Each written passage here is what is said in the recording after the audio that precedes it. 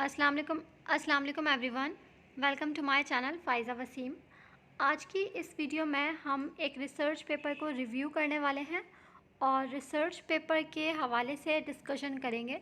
सबसे पहले अगर मैं रिसर्च पेपर के टाइटल की बात करूं तो यहाँ पर टाइटल आपके सामने शो हो रहा है, analysis of base neural network and tree classifier of classification technique in data mining using विका। टाइटल को पढ़कर आपको अंदाज़ा हो गया होगा कि आज का जो पेपर है वो डेटा माइनिंग से रिलेटेड है। यहाँ पर डेटा माइनिंग की टेक्निक आप कह सकते हैं क्लासिफिकेशन टेक्निक्स को यूज़ किया गया है और एनालिसिस किया गया है विका टूल को यूज़ करते हुए। तो इस पेपर को हम रिव्यू करेंगे। चलिए वीडियो स्टार्ट करते हैं। अच्छा, रिव्यू करेंगे इसका मतलब ये है कि हम लोग पेपर की डिटेल में नहीं जाएंगे, बस इसमें हम लोग ये देखेंगे कि इस पेपर में काम हुआ किस टाइप से। तो इस वीडियो को देखने के बाद आपको यह अंदाज़ा हो जाएगा कि अगर आप डेटा माइनिंग के अंदर क्लासिफिकेशन के ऊपर क्लासिफिकेशन टेक्निक्स के ऊपर एनालिसिस बेस्ड रिसर्च करना चाहते हैं तो इस टाइप से भी कर सकते हैं।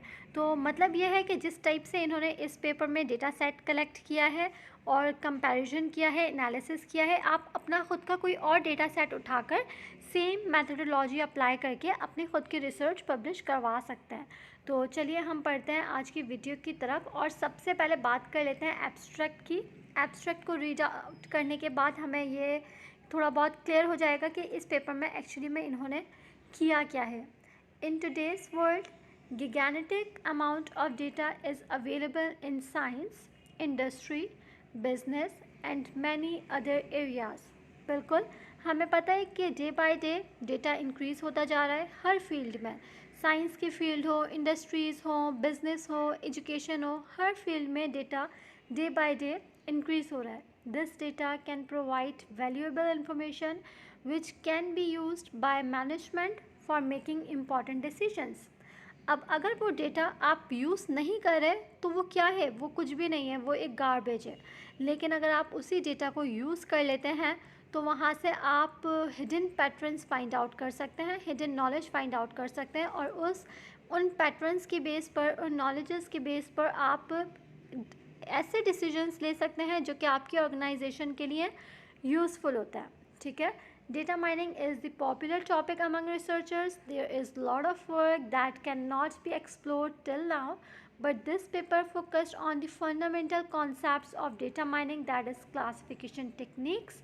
अच्छा, डेटा माइनिंग टेक्निक जो है वो डेटा माइनिंग जो फील्ड है वो इस पर्पज़ के लिए बहुत ज़्यादा यूज़ की जाती है कि अगर आपके पास कोई डेटा है उसमें से आपने हिडन पैटर्न्स फाइंड आउट करने हैं, नॉलेज डिस्कवर करनी है, नॉलेज डिस्कवरी करनी है, तो data mining is the best tool, best technique आप कह सकते हैं, बेस्ट होता है इस सब के लिए। डेटा माइनिंग का ही यूज़ किया जाता है।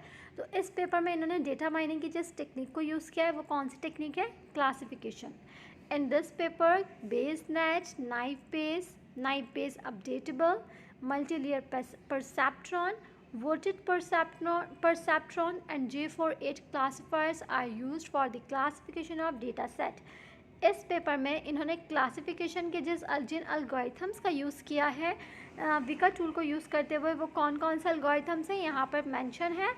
इन्होंने बेसनेट अलगोरिथम यूज़ किया है, knife base updatable, multilayer perceptron, voted perceptron और J48 के अलगोरिथम्स इन्होंने यहाँ पर यूज़ किए हैं। ठीक है, ये सारे क्लासिफिकेशन अलगोरिथम्स हैं।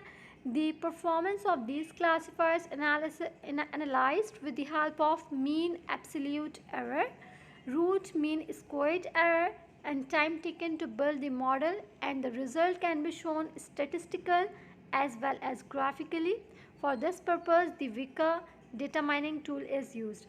इन सारे टेक्निक्स को इन्होंने विका टूल के ऊपर यूज़ किया है। ठीक है, और इसको जितना भी डेटा था उसको एनालाइज किया है और फाइनली उसको स्टेटिस्टिकली और ग्राफिकली शो करवाया है। तो चलिए अब बढ़ते हैं इंट्रोडक्शन की तरफ। इंट्रोडक्शन यहाँ पर मैं आपको प्रॉपरली दिखा रही हूँ, आप चाहें तो इसको रीड आउट कर सकते हैं। मैं रीड आउट नहीं कर रही, एक हम लोग छोटा सा ओवरव्यू देख रहे हैं कि इसमें इन्होंने क्या क्या बात की है।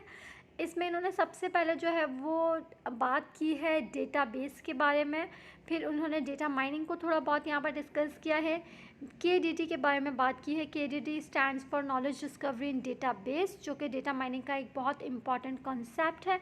आप इसको रीड आउट करना चाहें तो आप कर लीजिएगा, ये प्रॉपरली आपको विजिबल होगा। सेकेंड सेक्शन में इन्होंने क्लासिफिकेशन में के हवाले से थोड़ी बहुत डिस्कशन की है। क्लासिफिकेशन बेसिकली एक टेक्निक है डेटा माइनिंग की, जिसमें बहुत सारे एल्गोरिथम्स आ जाते हैं, ठीक है। अब उन एल्गोरिथम्स को भी इन्होंने यहाँ पर डिस्कस किया है। सबसे पहले इन्होंने बेस नेटवर्क एल्गोरिथम को डिस्कस किया है, क्योंकि इस पेपर में इन्होंने इस नेटवर्क को भी यूज़ किया है। फिगर 1 में इन्होंने क्या चीज़ शो करवाई है, विजुलाइज ग्राफ है ये of the base network for a bank data set. Bank data set का ये विजुलाइज ग्राफ इन्होंने यहाँ पर दिखाया है। देन नाइफ बेस एल्गोरिथम के बारे में थोड़ा बहुत इन्होंने यहाँ पर डिस्क्राइब किया है। नाइफ बेस अपडेटेबल एल्गोरिथम के बारे में बात की है, और मल्टी लेयर परसेप्ट्रॉन, जिसको आप न्यूरल नेटवर्क्स भी कॉल कर सकते हैं। बहुत सारी जगह पर आप न्यूरल नेटवर्क्स नाम लिखा हुआ देखते हैं, बहुत सारी जगह पर आप मल्टी लेयर परसेप्ट्रॉन नाम लिखा हुआ देखते हैं। ओके, मल्टी लेयर परसेप्ट्रॉन की ये फिगर आप देख सकते हैं। इसमें कुछ इनपुट लेयर्स होती हैं, कुछ हिडन लेयर्स होती हैं, कुछ आउटपुट लेयर्स होती हैं। अगर आपने न्यूरल नेटवर्क के बारे में आपका कॉन्सेप्ट क्लियर हो तो आपको ये चीज़ प्रॉपरली समझ में आ रही होगी। देन वोटेड परसेप्ट्रॉन के बारे में इन्होंने VP के बारे में डिस्कस किया है, और फाइनली J48 एल्गोरिथम के बारे में भी यहाँ पर इन्होंने डिस्कशन की है। ये सारे एल्गोरिथम्स इन्होंने इस पेपर में यूज़ किए हैं।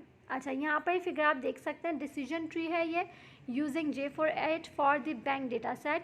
बैंक डेटा सेट इन्होंने यहाँ पर यूज़ किया है, तो उसका ये डिसीजन ट्री दिखा रहे हैं J48 एल्गोरिथम को यूज़ करते हुए।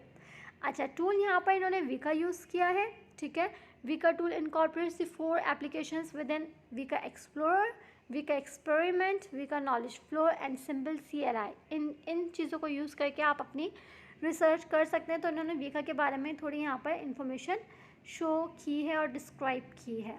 अच्छा, ये स्क्रीनशॉट आप यहाँ पर देख सकते हैं। स्क्रीनशॉट किसका है, ये है pre processor of data using Weka को यूज़ करते हुए जब इन्होंने प्री प्रोसेसिंग की है, तो उसका स्क्रीनशॉट यहाँ पर इन्होंने शेयर किया है इस पेपर में। प्री प्रोसेसिंग इन्होंने की है। इसके बाद अगर हम लोग नेक्स्ट पेज के ऊपर चलें, तो यहाँ पर इन्होंने SIG.ARFF डेटा सेट का फॉर्मेट शो करवाया है। You can see here, right. ये डेटा सेट की कुछ इन्फॉर्मेशन है। देन फाइनली सेक्शन नंबर 4 में इन्होंने रिजल्ट्स दिखाए हैं, और उन रिजल्ट्स के हवाले से डिस्कशन भी की है। In this paper the following parameters are used to evaluate the performance of the above mentioned classification techniques. Classification techniques को जो उन्होंने एनालाइज किया है, जो कंपेयर किया है, वो बेसिकली कुछ पैरामीटर्स को यूज़ करते हुए उसकी परफॉर्मेंस को एनालाइज किया है। तो वो पैरामीटर्स कौन से हैं, वो है mean absolute error, root mean squared errors और टाइम। अच्छा, ये रहा कंपैरिजन का, डिफरेंट कंपैरिजन जो इन्होंने की है क्लासीफायर्स की, उसका टेबल यहाँ पर आप देख सकते हैं। साइट पर base network, knife base updatable, multi layer perceptron, voted और J48, इनकी वैल्यूज़ रिजल्ट्स यहाँ पर शो करवाए हैं। करेक्टली क्लासिफाइड इंस्टेंसेस कितने % हैं, इनकरेक्टली क्लासिफाइड इंस्टेंसेस कितने % हैं, कितने टाइम लिया है सेकेंड्स की फॉर्म में, मीन एब्सोल्यूट एरर की वैल्यू क्या निकली है, मीन स्क्वायर्ड एरर की वैल्यू क्या निकली है, रिलेटेड एब्सोल्यूट एरर कितना % है, और रूट रिलेटिव स्क्वायर्ड एरर कितना % है। सारे की डेटा जितने भी एल्गोरिथम्स हैं उनकी वैल्यूज़ इन्होंने जो कैलकुलेट किए हैं वीका टूल को यूज़ करते हुए, वो इन्होंने यहाँ पर शो करवाई हैं। और फाइनली जितना भी स्टैट्स इनके पास आया, जितना भी रिजल्ट्स इनके पास आया, वो इन्होंने ग्राफिकल फॉर्म में भी शो करवाया है।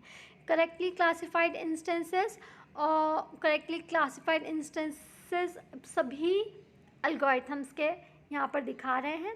Comparison of correctly classified parameters of data sets, ठीक है। ये ग्राफ है comparison of time taken parameters of data sets.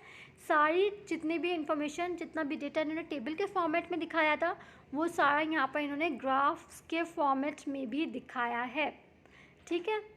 और साथ में इनकी डिस्कशन भी यहाँ पर की है। और फाइनली यहाँ पर कंक्लूजन इन्होंने दिखाया है। This paper 6 different classifiers, 6 classifiers इन्होंने यूज़ किए हैं क्लासिफिकेशन टेक्निक के।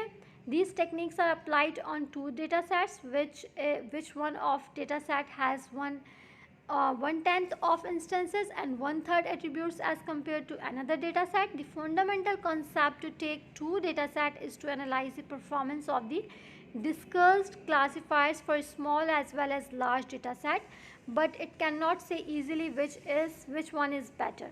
तो इनकी एक कंक्लूजन सामने आया है और फाइनली फ्यूचर वर्क में इन्होंने ये दिखाया है कि इस ये जो रिसर्च है इसको आप और किस तरह से इन्हांस कर सकते हैं और किस तरह से इम्प्रूव कर सकते हैं और फ्यूचर में इसके ऊपर क्या क्या काम किया जा सकता है.